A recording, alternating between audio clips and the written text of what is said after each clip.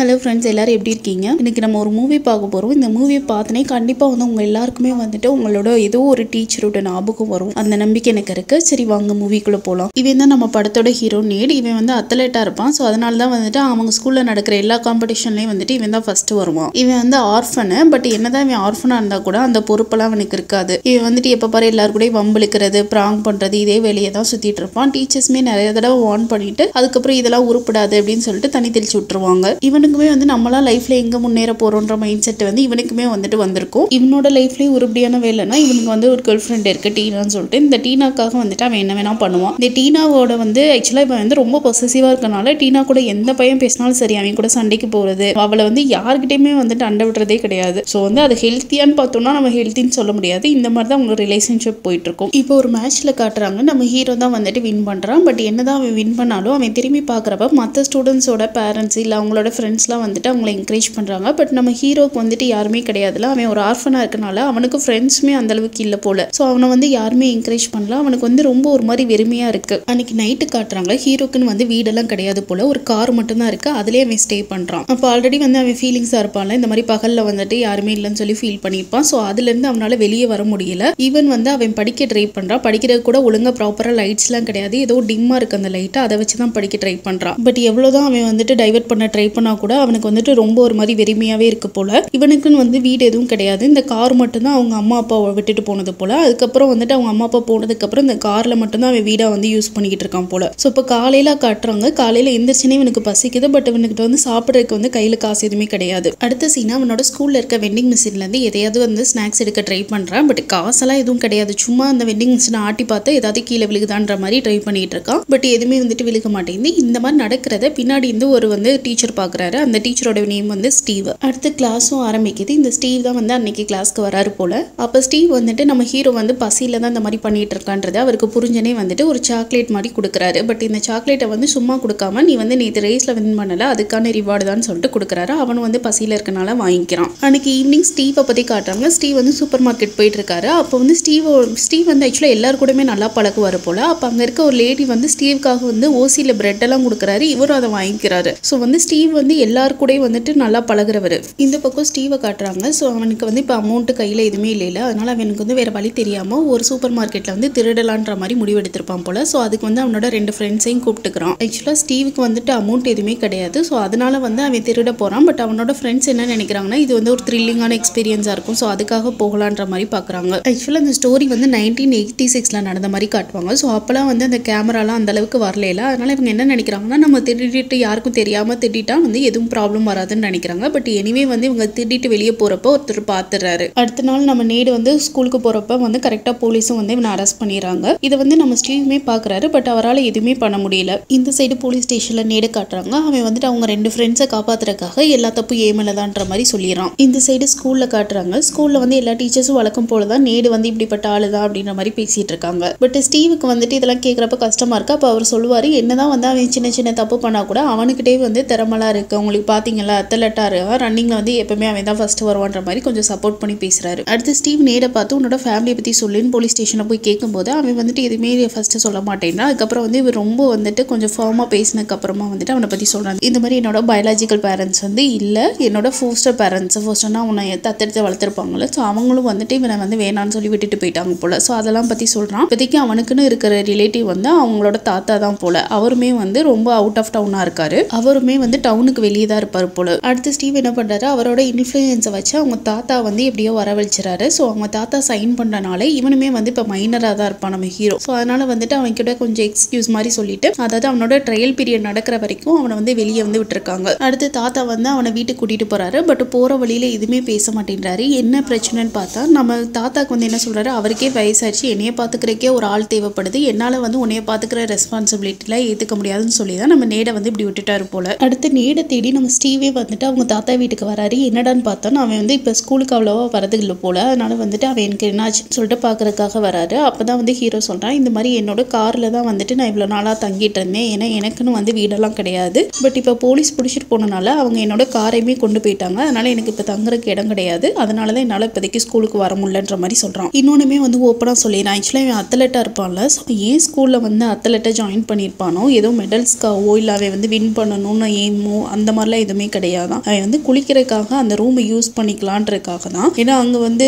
Running race இந்த மாதிரி போயிட்டு வந்தால் அங்கன்னு பாத்ரூம் இருக்கும்ல ஸ்டூடெண்ட்ஸ்க்குன்னு சொல்லிட்டு, ஸோ அதை வந்து அக்சஸ் பண்ணுறதுக்காக மட்டும்தான் அவன் அத்லட்டாக வந்து என்ரோல் பண்ணியிருப்பான் போல. ஸ்டீவுக்கு இது கேட்குறதே ரொம்ப ஷாக்காக இருக்குது. அடுத்து உன்னோட பேரண்ட்ஸ்க்கு என்னாச்சுன்னு கேட்கும்போது என்னோட அம்மாவை மர்டர் பண்ணிட்டாங்கன்னு சொல்கிறான். ஸோ அதை கேட்டேனே பக்கத்தில் இருக்க நானி வந்து ஸ்டாப் பண்ணிட்டு, இல்லை அதெல்லாம் கிடையாது, சும்மா ஏதாவது போய் சொல்லிக்கிட்டு இருக்காது, அவங்களோட பேரண்ட்ஸ் 2 பேருமே வந்து ஆக்சிடென்ட்ல இறந்துட்டாங்கன்ற மாதிரி சொல்லி இவன் சொல்றதெல்லாம் நம்பாதீங்கன்ற மாதிரி ஸ்டீவ் கிட்ட சொல்றாங்க. இதெல்லாம் ஸ்டீவ் கேட்கும்போது அவருக்கு என்னடா சொல்றீங்கன்ற மாதிரி இருக்கு. ஸோ அவரால் வந்துட்டு அப்படியே சும்மாவும் போக முடியல. அதனால வந்து ஹீரோக்கு வந்துட்டு ஒரு ஆஃபர் மாதிரி கொடுக்குறாரு. நீ வேணா என்னோட வீட்டில் வந்து தங்கிக்கோன்ற மாதிரி ஆஃபர் பண்றாரு. நம்ம ஹீரோக்கு வந்து வேற வழி இல்லாதனால ஓகே சொல்லிடுறோம். அடுத்த சீன்ல வந்து ஸ்டீவ் வந்து ஹீரோ வந்து அவரோட வீட்டுக்கு கூட்டிட்டு போயிட்டு இருக்காரு. அப்போ கார்ல போகும்போதே வந்துட்டு அவரோட ட்ரீம் பத்திலாம் பேசுறாரு. ஆக்சுவலா ஸ்டீவுக்கு வந்து ஆக்டர் ஆகணுன்றதா வந்து அவரோட ட்ரீம் போல. பட் இவரும் நிறைய ஆடிஷன்லாம் அட்டன் பண்ணி பார்த்துருக்காரு. பட் இவரால் வந்துட்டு எந்ததுமே வந்துட்டு கிளியர் பண்ணி உள்ளே போக முடியல. ஸோ அதுக்கப்புறம் தான் வந்துட்டு அவரோட அந்த ஆக்டிங் ரிலேட்டடான டீச்சிங் வந்து ப்ரொவைட் பண்ணலாம்னு சொல்லிட்டு ஸ்கூலில் ஜாயின் பண்ணியிருக்காரு. அதாவது நம்மள மாதிரி நிறைய பேர் வந்துட்டு இதுக்குள்ளே போகணும்னு நினைப்பாங்களே, ஸோ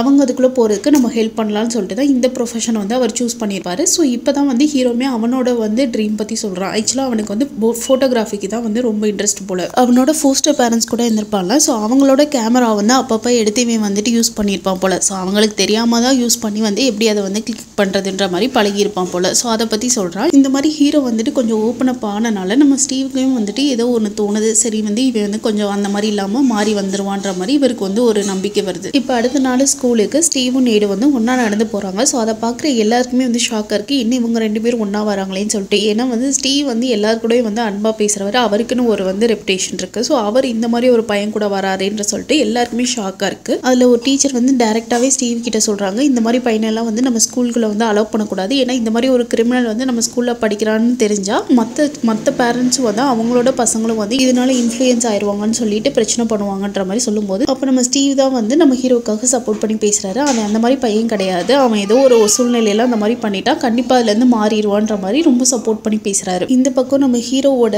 கேர்ள் ஃப்ரெண்ட் இருக்கால, ஸோ அவளை வந்து ஒரு பையன் வந்து வம்பிழுத்துட்டு இருக்கான். ஸோ அதை பார்க்குற நம்ம ஹீரோக்கு வந்து கோவம் வந்தனே அந்த பையனை போயிட்டு அடிக்கிற மாதிரி போகிறான். அப்போ வந்து டீனா என்ன பண்ணிடுறான், உன்ன மாதிரி கிரிமினல்லாம் வந்து என்னால் டேட் பண்ண முடியாதுன்னு சொல்லிட்டு பிரேக்கப் சொல்லிடுறா. அதை கேட்டேனே வந்து நம்ம ஹீரோக்கு வந்து ரொம்ப ஷாக்காகவும் இருக்குது, ரொம்ப கஷ்டமாகவும் இருக்குது. அதனால அந்த கோவத்தில் வந்து பக்கத்தில் இருக்க கிளாஸை வந்து உடைச்சிடறான். ஸோ அந்த கிளாஸை உடைச்சனே சுற்றி இருக்க ஸ்டூடெண்ட்ஸ் டீச்சர்ஸ் எல்லாருமே வந்துட்டு அவனை பார்க்குறாங்க. அவனுக்கு வந்து ரொம்ப இதாக இருக்குது. இதை வந்து ஸ்டீவுமே வந்து நோட் பண்ணுறாரு. ஸோ ஸ்டீவை பார்த்தனே இவனுக்கு ரொம்ப கஷ்டமாயிடுது. ஐயோ அவர் முன்னாடி நம்ம இப்படி பிஹேவ் பண்ணிட்டோமேன்னு சொல்லிட்டு அந்த ஷேம்லேயே வந்துட்டு அவன் பாட்டுக்கு கிரவுண்டுக்கு ஓடி போயிடான். அடுத்த சீனில் வந்து ஸ்டீவை பார்க்குறதுக்காக பிரின்சிபல் வந்திருக்காரு. ஸோ பிரின்சிபல் என்ன சொல்கிறான்னா, இந்த மாதிரி பையன்லாம் நம்ம ஸ்கூலில் படிக்கக்கூடாது, ஸோ அப்போ இப்போயே வந்து அவனோட சீட்டை நான் கிழிக்கிறேன்ற மாதிரி ரொம்ப கோவத்தில் பேசுகிறாரு. அப்போ ஸ்டீவ் தான் வந்து அவனுக்காக சப்போர்ட் பண்ணி பேசுகிறாரு. ஸோ அவன் ஏதோ தெரியாமல் பண்ணிட்டா, இனிமேல் இந்த மாதிரி பண்ண மாட்டான், ஒரே ஒரு லாஸ்ட் சான்ஸ் மட்டும் கொடுங்கன்ற மாதிரி ரொம்ப இது பண்ணி கேட்குறாரு. இப்போ பிரின்சிபலுக்கு வந்து ஆக்சுவலாக ஸ்டீவ் மேலே வந்து ஒரு நல்ல மதிப்பு இருக்கும்ல, ஸோ ஸ்டீவுக்காக வந்து ஒத்துக்கிறாரு. அடுத்து கொஞ்சம் நாள் கழிச்சு கோர்ட்டில் காட்டுறாங்க. இப்போ அவனோட கேஸ் வந்து ட்ரையலுக்கு வந்திருக்கு போல. அப்போ வந்து ஜட்ஜ் என்ன சொல்கிறாங்கன்னா, நீ பண்ண தப்புக்கு லா படி பார்த்தா 2 இயர்ஸ் வந்து உன்னை ஜெயிலில் போடணும், பட் நீ மைனராக இருக்கிறதுக்காகவும் நீ பண்ண தப்பை உணர்ந்து இனிமேல் பண்ண மாட்டேன்னு எனக்கு வாக்கு கொடுத்ததுக்காகவும் உன்னை 3 நாளில் மட்டும் ஜெயிலில் போடுறோம். பட் வந்து அது என்ன கண்டிஷனா, நீ கண்டிப்பாக வந்து ஹை ஸ்கூலில் வந்து பாஸ் பண்ணணுன்ற மாதிரி இன்ஸ்ட்ரக்ட் பண்ணுறாங்க. ப்ளஸ் நீ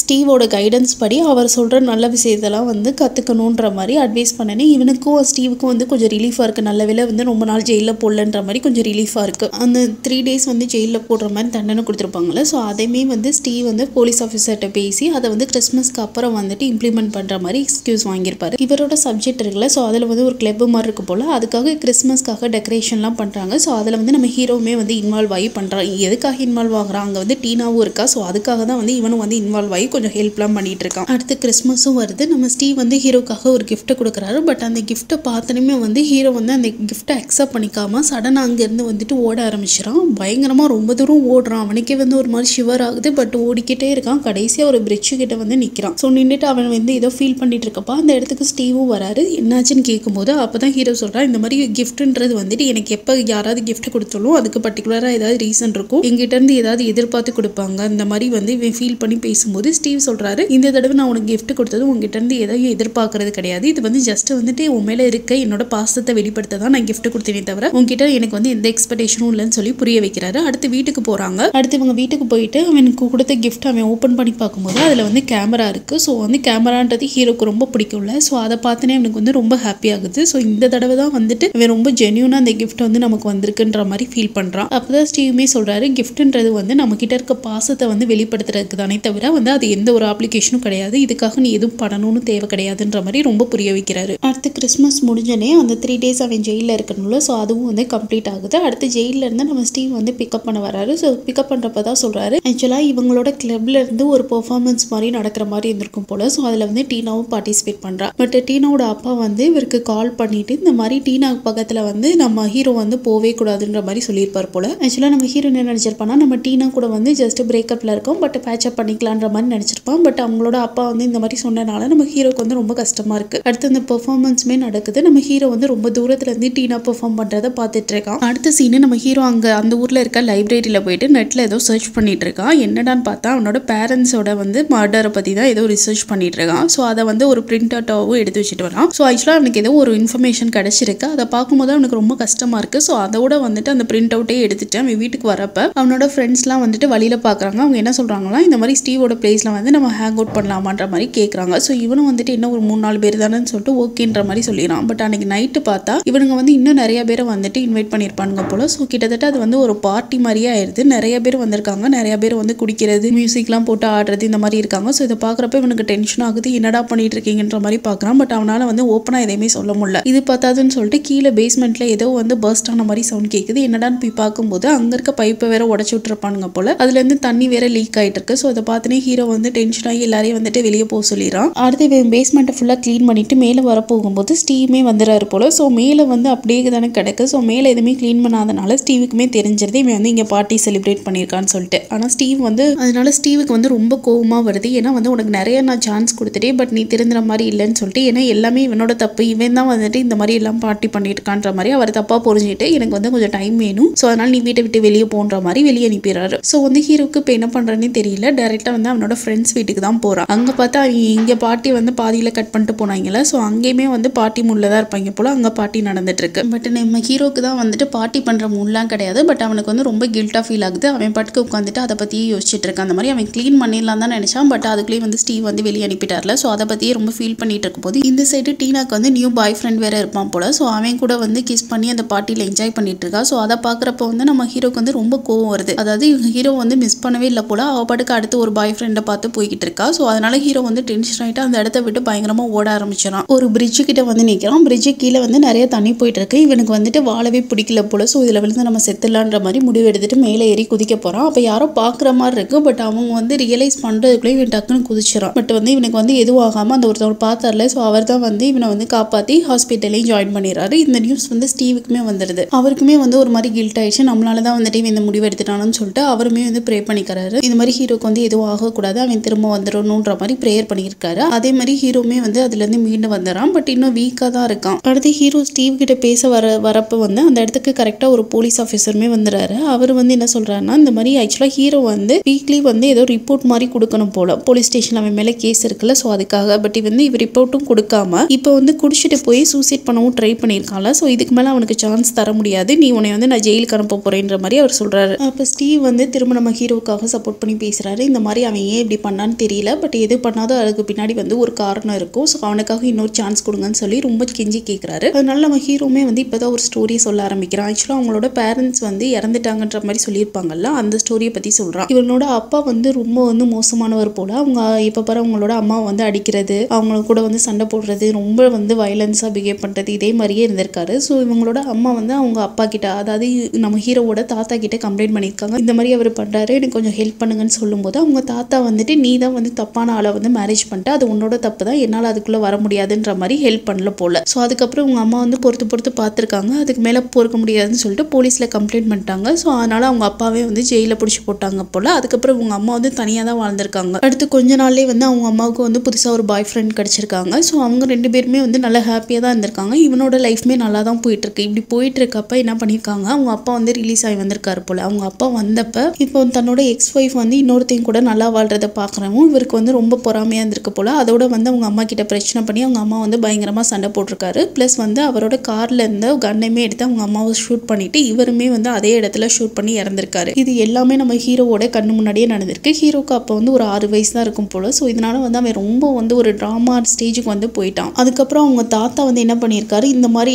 இப்படி ஒரு விஷயம் நடந்தது வந்து வெளி உலகத்துக்கு தெரிஞ்சிச்சுன்னா நம்ம குடும்பத்து மேலே ஒரு அசிங்கம் மாதிரி ஆயிரும்னு சொல்லிட்டு இதை அப்படியே மறைச்சிட்டு அவங்க அவங்க பேரண்ட்ஸ் 2 பேருமே ஆக்சிடென்ட்ல இறந்துட்டாங்கன்ற மாதிரி எல்லார்கிட்டயும் சொல்லிட்டு நம்ம ஹீரோவுமே வந்துட்டு இதை வந்து நம்ப ஆரம்பிச்சிருவான்ற மாதிரி சொல்லியிருக்காரு. பட் நம்ம ஹீரோனால வந்து அது ஈவன் அது சின்ன வயசா இருந்தா கூட அதுல இருந்து வெளியே வர முடியல, பிளஸ் அதையுமே மறக்க முடியல போல. இதனாலதான் அவன் வந்து எப்ப பாரு ரொம்ப வந்துட்டு ஒரு மாதிரி லோன்லியா ஃபீல் பண்றது, மனசுக்குள்ளே எல்லாத்தையும் போட்டு வைக்கிறதுன்ற மாதிரி ரொம்ப ஃபீல் பண்ணிட்டு இருந்திருக்கான். ஸோ இப்போ இதை சொன்னனுமே வந்து அந்த போலீஸ் ஆஃபீஸருமே இந்த கதையை கேட்டுட்டு அவருக்குமே கொஞ்சம் இதாயிடுது. அதனால அவர் தனியா ஸ்டீவை கூட்டிட்டு சரி ஓகே நான் இன்னும் ஒரு சான்ஸ் மட்டும் தரேன், ஆனா நீங்க வந்து அவன் இதுக்கு மேல தப்பு பண்ணாம பாத்துக்கணும்ன்ற மாதிரி அட்வைஸ் பண்றாரு. நம்ம ஸ்டீவுமே ஓகேன்ற மாதிரி சொல்லிடுறாரு. அடுத்து கொஞ்ச நாள் கழிச்சு காட்டுறாங்க. இப்போ வந்து ஹீரோக்கு வந்து உடம்பு சரியாயிடுச்சு போல, அவங்கள ஹாஸ்பிட்டல்ல இருந்து டிஸ்சார்ஜ் பண்ணிட்டாங்க. அப்ப ஸ்டீவ் வந்து அவனை வீட்டுக்கு கூட்டிட்டு போறப்ப அவன் வந்துட்டு என்னோட அம்மாவோட சமாதி வந்து பார்க்கணுன்ற மாதிரி சொன்னேன்னு இவர் வந்து கூட்டிட்டு போறாரு. இப்பதான் அவங்க அம்மாவோட சமாதிக்கு முன்னாடி அவன் அழுக ஆரம்பிக்கிறான். ஆக்சுவலா அவன் வந்துட்டு இது வரைக்கும் எவ்வளவுதான் ப்ராப்ளம்ஸ் நடந்தா கூட அதுல இருந்து வெளியே வந்து சமாளிக்க தான் பார்த்திருப்பானே தவிர இது வரைக்கும் அழுதுருக்கவே மாட்டான். பட் இப்போ ஃபர்ஸ்ட் டைமா வந்துட்டு அவங்க அம்மாவோட கிரேவை பார்த்து ரொம்ப வந்து அழுகிறான். அவன் மனசுல இருக்க எல்லாத்தையும் வந்துட்டு சொல்லி பயங்கரமா அழுது ஃபீல் பண்றான். அதனால இப்பதான் வந்துட்டு அவன் மனசுல இருக்க எல்லா பாரமே குறைஞ்ச மாதிரி கொஞ்சம் ரிலீஃபா ஃபீல் பண்றான். இப்போ அடுத்து 1 இயர்க்கு அப்புறம் கிறிஸ்மஸ்ல காட்டுறாங்க. இப்போ வந்து நம்ம ஹீரோ வந்து அவனோட கார் திரும்ப அவனுக்கு வந்துருச்சு போல. ஸோ அந்த கார்ல வந்து நம்ம ஒரு இடத்துக்கு போலான்னு சொல்லிட்டு நம்ம ஸ்டீவையும் கூட்டிட்டு கிளம்புறான். எங்க போறான்னா அவன் ஒரு ஆர்ஃபன்ல வளர்ந்துருப்பான்ல, ஸோ அங்கதான் போறான். அங்க வந்து இவன மாதிரியே நிறைய பசங்க வந்திருக்காங்கல்ல, ஸோ அவங்க எல்லாருக்குமே வந்து கிறிஸ்மஸ்க்காக வந்து கிஃப்ட்ஸ் எல்லாம் ப்ரொவைட் பண்றான். ஆக்சுவலா ஒரு காலத்துல வந்து இவன் வந்து எப்படி இருந்திருப்பானோ அதுக்கு ஆப்போசிட்டா இப்போ மாறினான். அவன் ஈவன் கிராஜுவேஷன் கூட கம்ப்ளீட் பண்ணிட்டான் போல. ஸோ இப்போ ஒரு நல்ல பொசிஷன்ல இருக்கனால அவனோட மைண்டும் இப்போ ரிலாக்ஸா இருக்கனால அவன் வந்து அவன மாதிரி இருக்க குழந்தைங்களும் அதே ஃபீலிங்ஸா அதே நிறைய எமோஷன்ஸோட இருக்கும்ல, ஸோ அவங்க அந்த மாதிரி ஃபீல் பண்ணக்கூடாதுன்னு சொல்லிட்டு ஜென்யூனா வந்து அவங்களுக்குலாம் வந்து கிறிஸ்மஸ் கிஃப்ட்டே வந்து ப்ரொவைட் பண்றான். ஸோ இந்த ஸ்டோரியில என்ன சொல்ல வராங்கன்னா ஒரு டீச்சர்னால வந்துட்டு ஒரு பையனோட லைஃப் வந்து எந்த அளவுக்கு மாறுதுன்ற மாதிரி சொல்றாங்க. ஏன்னா வந்து எல்லா டீச்சர்ஸுமே வந்துட்டு எல்லா டீச்சர்ஸும் அவனை சுத்தி இருக்கவங்க எல்லாருமே வந்துட்டு இவன் வந்து உருப்பட மாட்டான்ற மாதிரி தான் சொல்லியிருப்பாங்க. பட் ஒரே ஒரு டீச்சர் மட்டும் இவன் கிட்ட ஏதோ திறமை இருக்கு, அவன் வந்து கண்டிப்பா வந்து மாறி வருவான்ற மாதிரி ரொம்ப கான்ஃபிடென்ஸா வந்து அவனுக்கு ஹெல்ப்லாம் பண்ணியிருப்பாரு. ஸோ அந்த ஒரு ரீசனுக்காக மட்டும்தான் அவனும் இந்த லைஃப்க்கு வந்து திரும்ப வந்திருக்கான். ஸோ அதனால தான் சொல்றாங்க டீச்சர்ஸ் வந்து நல்லபடியாக அமைஞ்சிடுச்சுன்னா ஒருத்தவங்களோட லைஃப் வந்துட்டு கண்டிப்பா மாறுன்ற மாதிரி இதுல சொல்ல வராங்க. நான் எக்ஸ்பிளைன் பண்ணது உங்களுக்கு பிடிச்சிருச்சுன்னா கண்டிப்பா லைக் பண்ணுங்க, கமெண்ட் பண்ணுங்க, இந்த வீடியோவை உங்க ஃப்ரெண்ட்ஸ் கூட ஷேர் பண்ணுங்க. Thank you, by.